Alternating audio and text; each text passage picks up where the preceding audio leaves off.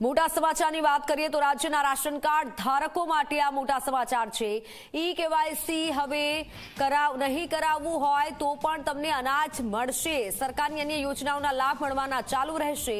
પુરવઠા વિભાગે લોકોને અફવાથી ગેરમાર્ગે ન દોરાવવા માટે અપીલ કરી છે। 31 ડિસેમ્બર બાદ અનાજનો જથ્થો મળવાનું યથાવત રહેશે। રાશનના નિયત જથ્થામાં કોઈ વધારો કે ઘટાડો નહીં કરવામાં આવશે। એટલે કે રેશન કાર્ડ ધારકો માય રાશન એપ્લિકેશનથી સરળતાથી ઈ કેવાયસી કરી શકશે અને જો ઈ કેવાયસી નથી પણ કરાવ્યું તો પણ રાશન ધારકોને રાશન મળશે। ફોનલાઈન પર સંવાદદાતા હિતલ પારેખ જોડાઈ ચૂક્યા છે। હિતલ, જો ઈ કેવાયસી નથી કરાવ્યું તો પણ રાશન ધારકોને રાશન મળી શકશે, વધુ જાણકારી।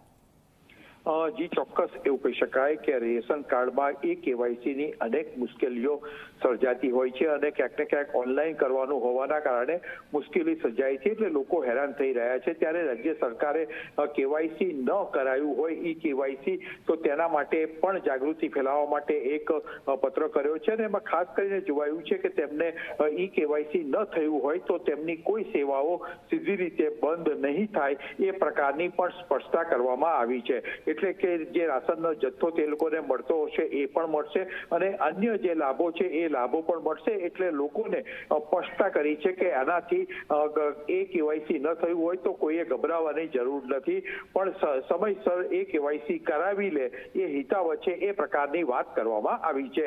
જી હિતલ, આભાર સમગ્ર માહિતી બદલ।